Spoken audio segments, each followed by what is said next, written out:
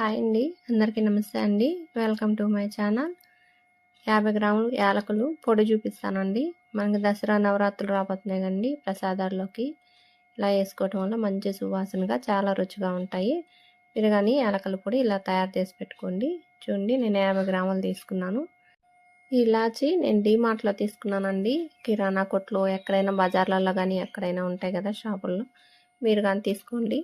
50 గ్రాములు తీసుకున్నాను. మీరు 10 గ్రాములైనా 20 గ్రాములైనా ఎన్ని గ్రాములతో అయినా చేసుకోవచ్చండి. ఈ యాలకుల పొడి చాలా ఈజీగా చేసుకోవచ్చండి ఎవరైనా కానీ. ఇప్పుడు ఒక చిన్న మిక్సీ జార్ తీసుకోండి. ఈ మిక్సీ జార్లో ఈ యాలకుల ప్యాకెట్ కట్ చేసుకొని యాలకులన్నీ వేసుకోండి.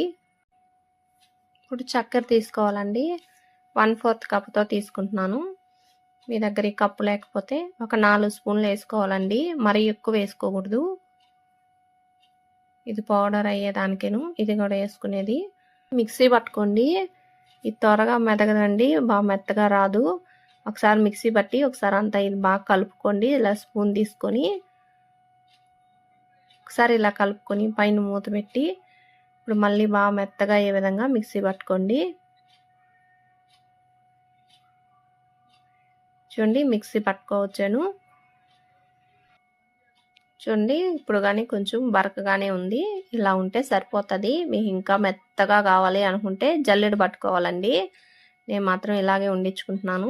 ఈ మిక్సీ పట్టిన వేడి ఉంటుంది కదా, ఆ వేడి పూర్తిగా తగ్గిపోయాక మీరు ఒక డబ్బాలో అయినా ఒక స్టీల్ బాక్సులో అయినా దేంట్లో అయినా ఒక గాజు సీసాలైనా తీసి పెట్టుకోండి. ఈ ప్రసాదాలు చేసేటప్పుడు పిండి వంటల్లో కానీ మనం ఇలాచి టీ పెట్టుకుంటాం కదా, అప్పుడు కానీ ఎప్పుడైనా కానీ కొంచెం తీసుకొని వేసుకుంటే మంచి సువాసన ఎంత బాగుంటాయో అండి.